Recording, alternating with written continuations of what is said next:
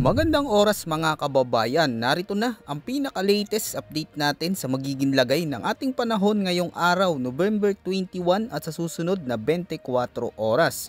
Mga kabayan, mas lalo pang tumaas ang chance ng potensyal na bagyong mabubuo next week sa may silangan. Posibleng pumasok ito sa araw ng linggo at nagbabadyan lumapit sa kalupaan ng bansa.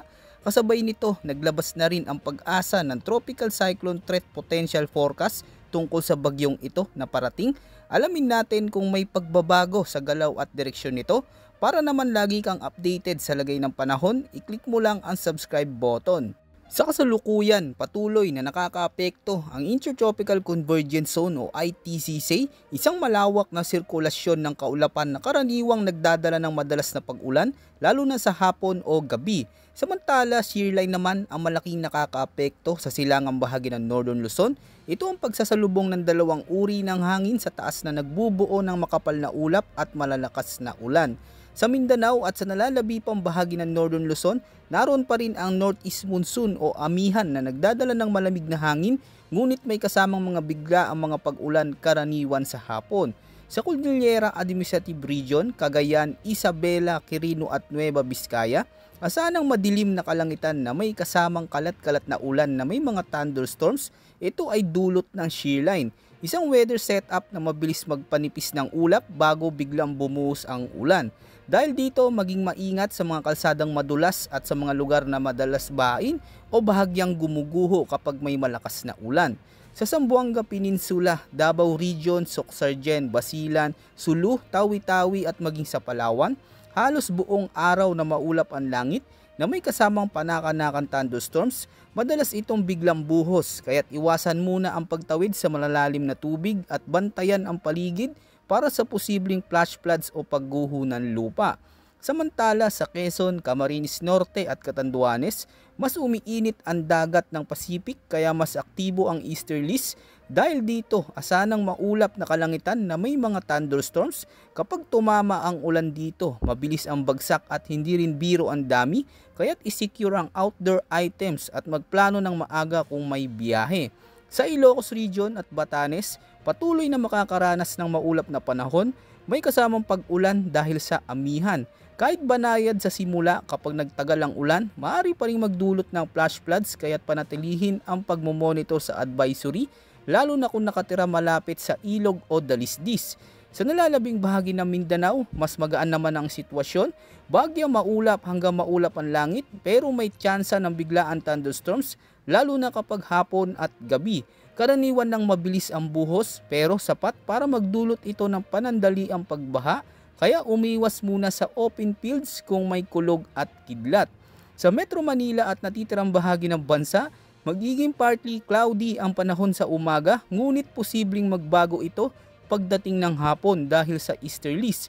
Makakaranas tayo ng mga isolated thunderstorms na maaaring biglang bumuhos. Tandaan, kahit isolated ay posibleng lumakas ang buhos ng ulan, kaya magbantay pa rin sa posibleng pag-apaw ng kanal o baradong daluyan ng tubig. Sa forecast wind and coastal water condition sa Northern Luzon, tuloy-tuloy ang pag-ihip ng hangin mula northeast na may moderate to raw na hampas ng alon na aabot mula 2.1 hanggang 4.0 meters. Sa natitirang bahagi ng Luzon at sa silangang bahagi ng Visayas, nananatili ring galing sa northeast ang hangin, moderate to strong pa rin, kaya't ang dagat dito ay moderate to raw na may taas na 1.5 hanggang 3.2 meters. Sa Mindanao, banayad hanggang katamtaman ng hangin mula northeast hanggang north na may slight to moderate waves na nasa 0.6 hanggang 2.3 meters. Kahit mas favorable ito, maging alerto pa rin lalo na sa biglaang pag-iba ng hangin sa hapon o gabi. At sa nalalabing bahagi ng bansa kasama ang Visayas at ilang baybayin sa timog, nananatiling light to moderate ang hangin mula sa northeast na may slight to moderate na alon na nasa 0.6 hanggang 2.1 meters. Tandaan, hindi man sabay-sabay ang pagtaas ng alon, pero kapag lumakas pa ang hangin o may papalapit na thunderstorms, maaari itong magdulot ng mas malalaking hampas sa dalampasigan at mas magaspang na paglalayag. Kaya't iwasan muna ang paglalayag ng maliliit na bangka, bantayan ang kondisyon ng dagat at siguraduhing updated sa marine advisories bago tumawid o maglayag. Ngayong araw, naglabas na rin ng heavy rainfall advisory ang Pag-asa dahil sa shear line. Dahil dito sa Cagayan, asahan ng 100 hanggang 200 millimeters na buhos ng ulan ang posibleng bumagsak, karaniwan sa hapon o gabi, malakas at maaaring tuloy-tuloy. Samantala sa Apayao at Isabela, maaaring umabot mula 50 hanggang 100 millimeters ng ulan. Hindi ito basta ambon, ito ang uri ng ulan na kaya nang magdulot ng biglaang pagbaha at pagguho ng lupa. Pagsapit naman bukas, November 22, apektado pa rin ang Cagayan na may inaasahang tatama na 100 hanggang 200 millimeters na dami ng ulan. Samantala, aabot naman sa 50 hanggang 100 millimeters sa Apayao at Isabela. Dahil sunod-sunod ang pag-ulan mula ngayong araw, mas mataas ang tsansang tumaas ang tubig sa mga ilog, sapa at mababang lugar. Pagsapit naman ng Sunday, November 23, bahagyang hihina ang ulan ngunit hindi pa rin dapat baliwalain. Sa Cagayan, posibleng umabot pa rin sa 50 hanggang 100 millimeters ang kabuuang ulan sa panahong ito. Paalala sa lahat, mas mataas pa ang posibleng rainfall sa mga bundok at matataas na lugar dahil mas mabilis maipon ang ulap at ulan dito. At dahil maraming lugar ang nababad na mula kahapon pa, mas madali nang magkaroon ng pagbaha, pag-apaw ng ilog o landslide dahil sa significant antecedent rainfall. Ibig sabihin, kahit hindi ganoon kalakas ang susunod na buhos, malaki pa rin ang epekto dahil nakaipon na ang tubig sa lupa. Ayon naman sa latest tropical cyclone threat potential update na nilabas ng Pag-asa sa week 1 mula November 19 hanggang November 25, nananatiling walang konkretong bagyong nabubuo sa loob ng monitoring domain ng Pag-asa. Gayunpaman, may namamataang tropical cyclone like vortex o TCLV, isang sistema ng kaulapan at hangin na namumuong low pressure sa silangan ng bansa. Ayon sa mga modelo, posibleng pumasok ito sa Philippine Area of Responsibility sa mga susunod na araw, pero ang tsansa nitong tuluyang maging bagyo ay mababa hanggang katamtaman pa lamang. Sa ngayon, hindi pa ito nagdudulot ng direktang banta, pero mahalagang bantayan ang galaw nito dahil maaari itong magdala ng pag-ulan habang papalapit sa may silangan. Pagdating naman ng week 2 mula November 26 hanggang December 2, mas nagiging malinaw na ang sitwasyon. Ipinapakita ng forecast models na ang TCLB na ito ay tatawid patungong Visayas hanggang Southern Luzon area, kung saan mas bumubukas ang posibilidad ng low to moderate chance ng pagdevelop nito bilang bagyo habang nasa loob o malapit sa PAR. Bukod pa rito, isang pangalawang TCLB ang nakikita rin posibleng mabuo sa dulong bahagi ng timog silangan ng monitoring domain. Ayon sa projection, maaari rin itong pumasok sa PAR pero may mababang tsansa ng pagbuo bilang tropical cyclone. Ayon naman sa international weather models, kabilang na ang GFS, nakikita na ang maaga at unti-unting pagbuo ng isang potensyal na sistema sa susunod na mga araw. Sa ngayon, tila tahimik pa ang dagat pero kung titignan natin ang simulation, may nakikitang pag-ikot ng ulap at hangin na pwedeng mag-evolve habang papalapit ang weekend. At kung susundan ang trend by Saturday or Sunday, pwede nang makita ang mas malinaw na lakas nito, posibleng umangat mula sa simpleng low pressure papunta sa mas organisadong sistema.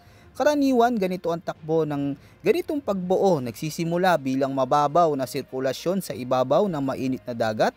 Kapag may sapat na init, mataas ang moisture at mahina ang vertical wind shear, ibig sabihin hindi magulo ang hangin sa itaas kaya mas madali itong lumakas. Kapag tuloy-tuloy ang favorable condition, lalakas ito mula LPA patungong tropical depression at pagkatapos ay pwedeng maging tropical storm.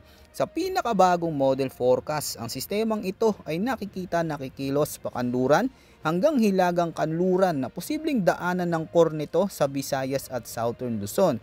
Kapag pumasok ito, inaasahang tatawid ito sa timog na bahagi ng Central Luzon bago lumabas papuntang West Philippine Sea. Habang nagaganap ito, lalakas ang ihip ng amihan sa hilagang bahagi ng bansa. Ibig sabihin, asahan din ang dagdag na mga ulap at pag-ulan sa Northern Luzon at ilang bahagi ng Central Luzon. Kahit hindi diretsong dadaanan ng binubuong sistema, ngayon dito nagiging mas aktibo paglabas nito sa kanlurang bahagi ng bansa. Sinasabi ng ilang modelo na lalabas ito ng PAR pero may iba pa ring nagpapakita na maaari itong mag-recurve pabalik, posibleng pumasok ulit sa boundary ng ating area of responsibility. Kung mangyayari man iyon, hindi na ito magdadala ng direktang sama ng panahon sa bansa, dahil inaasang hihila ito pahilaga. At kung titignan naman natin ang DeepMind model, halos kapareho ng senaryo pero may twist. Dahil gumagamit ito ng maraming modelo ng sabay-sabay, mas nakikita natin ang spread ng posibilidad. May mga simulation na pakanan, may papunta pa Vietnam at meron ding mas gumagapang paibaba. Dito pumapasok ang konsepto ng cone of uncertainty. Iisang sistema pero maraming pwedeng puntahan habang hindi pa ito buo. Ibig sabihin sa puntong ito, marami pang pwedeng magbago ang mga pag-ikot, lakas ng hangin, moisture sa atmosphere at temperatura ng dagat. Lahat yan gumagalaw kada oras. Kaya napakalagang updated tayo lalo na kung may outdoor activities o biyahe ngayong huling linggo ng November hanggang unang linggo ng December. Kasabay nito ayon sa ilang modelo guidance, kapag dumaan ng sistemang ito, may panibagong low pressure na maaring sumunod, hindi pa malinaw ang direksyon at lakas pero may early signal na posibleng umangat ito. Kaya't patuloy nating i-monitor ang mga susunod na development. Sa madaling sabi, yung papalapit ngayong linggo, malaki ang tsansang tamaan ng forecast dahil nagkakaisa na ang karamihan sa mga modelo. Pero kung first week of December ang usapan, mas malayo pa ang sitwasyon kaya mas mataas ang uncertainty. Sa kabuuan, malinaw na may umiiral na potensyal na tropical cyclone development sa susunod na 2 linggo. Hindi pa ito nangangahulugang may bagyong tiyak na tatama o bubuo, ngunit ang presensya ng 2 TCLB ay sapat para magbigay ng maagang paalala, lalo na sa mga nasa silangan at timog na bahagi ng bansa. Paalala sa lahat, habang pabago-bago ang mga model projection, maaari pa itong mag-shift o lumakas sa mga susunod na araw. Kaya't panatiliin ang regular na pag-monitor sa advisories ng Pag-asa, lalo na kung kayo ay nasa coastal areas, flood-prone zone o may planong bumiyahe sa mga susunod na linggo. Mas mainam ang maagap kaysa mabigla. Kaya mga kababayan, stay alert, stay updated at huwag kalimutang subaybayan ang mga susunod nating updates. Kami ang bahalang magatid sa inyo ng malinaw at napapanahong impormasyon. Maraming salamat sa inyong pagtutok mga kababayan at palagi po tayong mag-ingat.